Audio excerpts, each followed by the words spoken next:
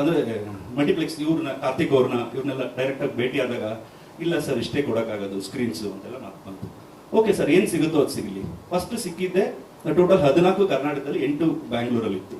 So ಆ shows ಹೇಗೆ multiply ಆಗಬೇಕು ಅನ್ನೋದಕ್ಕೆ ಆಗ ನಿಲ್ತಲ್ಲ ಟೀಮು, ಅದು ಮೋಸ್ಟ್ ಇಂಪಾರ್ಟೆಂಟು. ಅಂಥ ಟೈಮಲ್ಲಿ ಪ್ರತಿ ಥಿಯೇಟರ್ ವಿಸಿಟ್ಗೆ ಇಡೀ ತಂಡ, ಆಕ್ಟರ್ಸ್ಗಳಾಗಿರ್ಬೋದು, ದೀಕ್ಷಿತ್ ಅವರು, ಚೈತ್ರ ಅವರು, ತಂಡ ಎಲ್ಲ ಹೋಗ್ತಿದ್ದ ರೀತಿ ನನಗೆ ನಾವು ಹೋಗ್ತಿದ್ದಾಗ ಅದೇ ಅಂದರೆ ಅದು ಖುಷಿ ಆಗುತ್ತೆ ನೋಡೋಕ್ಕೆ. ಅಂದರೆ ಪ್ರತಿಯೊಬ್ಬರು ಥಿಯೇಟರ್ಗೆ ಹೋಗಿ ವಿಸಿಟ್ ಮಾಡಿ ಜನರ ಇಂಟ್ರಾಕ್ಷನ್ ತಗೊಂಡು, ಯಾಕಂದರೆ ಅಟ್ ದ ಎಂಡ್ ಏನೇ ಆದ್ರೂ ಜನರ ಅನಿಸಿಕೆ ಇಂಪಾರ್ಟೆಂಟ್ ಆಗುತ್ತೆ, ಜನರು ತಲುಪಿಸೋದು ಇಂಪಾರ್ಟೆಂಟ್ ಆಗುತ್ತೆ. ಅದು ನಮ್ಮ ಕರ್ತವ್ಯ ಕೂಡ ಹೌದು. ಮೊದಲನೇ ಸಿನಿಮಾದಲ್ಲಿ ಏನೋ ನಾವು ಮಾಡೋದು ಬಂದು ನೋಡ್ಬಿಡಿ ಅಂತ ಯಾರು ಬರಲ್ಲ.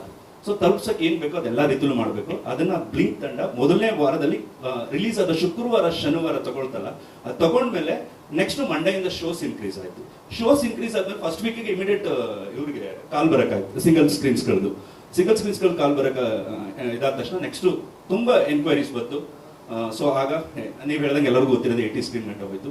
ಸೊ ಇದು ಬ್ಲಿಂಕ್ ನಡೆದು ಬಂದ ಹಾದಿಲಿ ನಾನು ಜೊತೆಲಿ ಇದ್ದೆ ಅನ್ನೋದಕ್ಕಿಂತ ಒಂದು ಒಳ್ಳೆ ಸಿನಿಮಾಗೆ ಅಂದರೆ ಯಾವತ್ತೂ ನನ್ನ ಬಿಲೀಫ್ ಏನು ಗೊತ್ತಾ, ಒಂದು ಕತೆ ಮಾಡಿದಾಗ ಅದು ಅಥವಾ ಒಬ್ಬ ಕತೆಗಾರಂದು ಕತೆ ನನ್ನ ಕತೆ ಅಂತ ಆಗಿರುತ್ತೆ. ಸಿನಿಮಾ ಯಾವತ್ತೂ ನನ್ನ ಸಿನಿಮಾ ಆಗಲ್ಲ, ಅದು ನಮ್ಮ ಸಿನಿಮಾ ಆಗಿರುತ್ತೆ.